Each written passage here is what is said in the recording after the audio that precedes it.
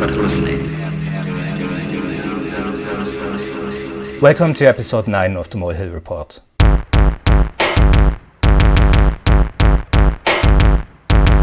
Here we are back in action with a new report, and there will be a lot of new uploads over the next weeks and months.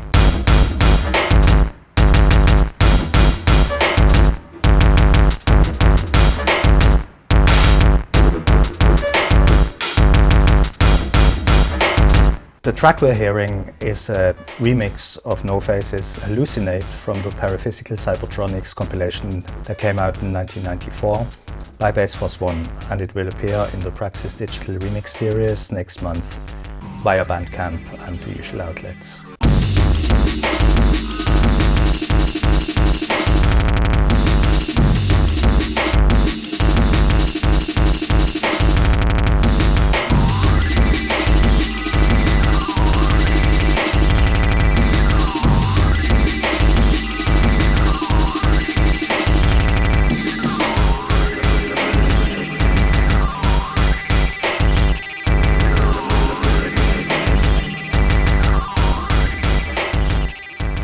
Our guest in this episode is Nihil Fist. We met in person well over 20 years ago, and after he had already released several cassette tapes and CDRs on his own label, we released his first vinyl record on Praxis in 2003, titled Think and Destroy.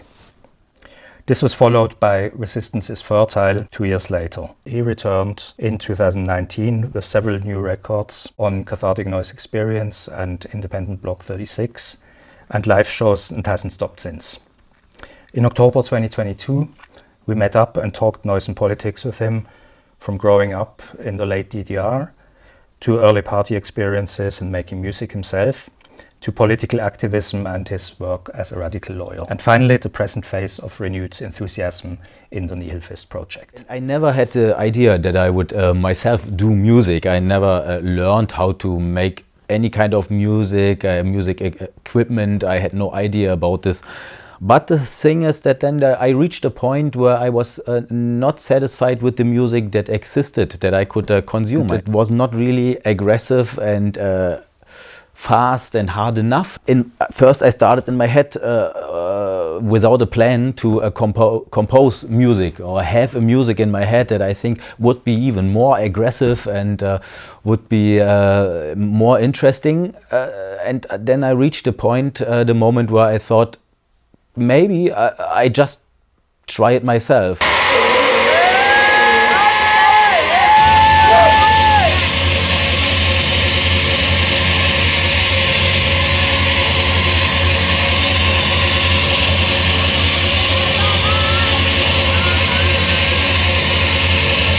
But I was always a politically thinking person and had my opinions, and I was in the squatter scene, for instance, also, and in Antifa groups and in things like this. So and also I always wanted also to do something. So I was always involved in different kind of groups. You can call it like autonomous kind of organization.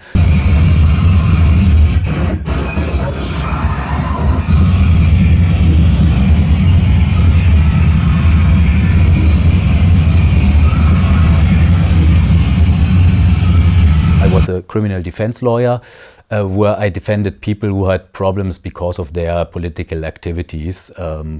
For instance, that had clashes with the police on demonstrations, and or problems because they squatted or houses and things like this, or problems because they had clashes with fascists and then afterwards charges. So yeah, for me it was a very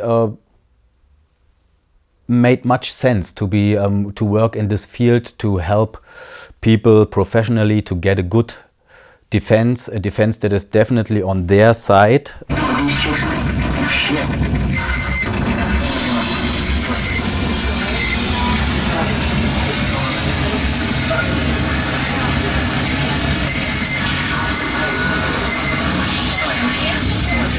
All political active in some way and had shared similar political ideas, and to put out the releases then on these labels, I mean, this was not a decision by me, because I did not ask you.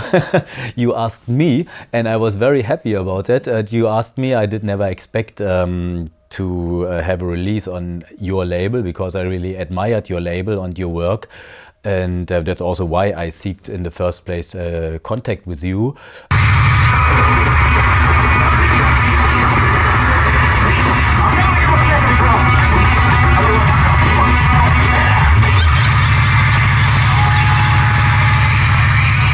I discovered again that I really like very much the people in the noisy core scene of Berlin, and even more maybe than it was 15 years ago. It got much more diverse, how you say it now. People are even more freaky, and it's not only about being the hardest today, and it's not so only the darkness like it was then. Check out the full version of the interview on our channel.